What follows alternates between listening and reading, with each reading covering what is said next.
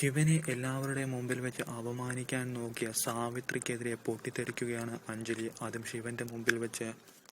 തന്റെ അമ്മയാണെന്നൊന്നും പോലും നോക്കാതെ സാവിത്രിക്കെതിരെ പൊട്ടിത്തെറിച്ചുകൊണ്ട് അഞ്ജലി ശിവനെ അപമാനിച്ചതിന് സ്വാതന്ത്ര്യം വീട്ടിൽ നിന്ന് സാവിത്രി ഇറക്കിവിടുകയാണ്. ആട്ടിപ്പായിച്ച് ഇറക്കിവിടുകയാണ്.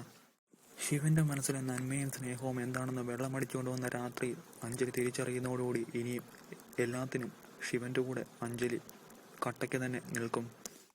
ശിവനെ അഞ്ജലി മനസ്സിൽ ഭർത്താവായി അംഗീകരിച്ചു കഴിഞ്ഞിരിക്കുകയാണ്. അതിലേറെ തന്നെക്കാളേറെ ശിവനെ അഞ്ജലി സ്നേഹിച്ചു തുടങ്ങിയിരിക്കുന്നു.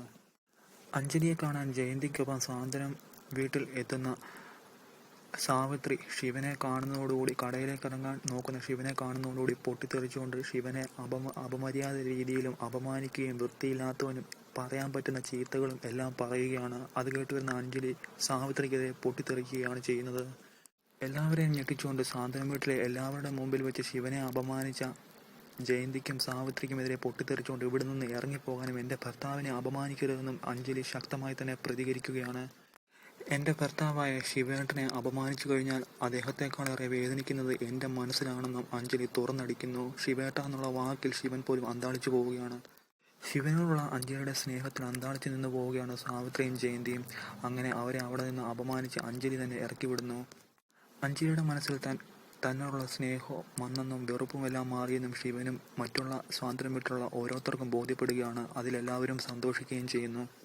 എൻ്റെ ഭർത്താവിനെ അപമാനിക്കാൻ അമ്മ ഇനി ഇങ്ങോട്ട് വരണ്ടെന്നും പറയുകയാണ്.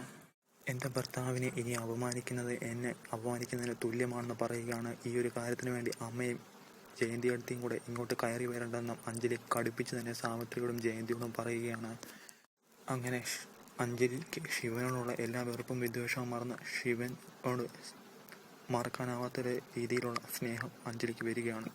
ശിവനെ അപമാനിച്ച സാവിത്രിയും ജയന്തിയും സ്വാതന്ത്ര്യം വീട്ടിൽ നിന്ന് ആട്ടിപ്പായിക്കുകയാണ്. അങ്ങനെ അഞ്ജലി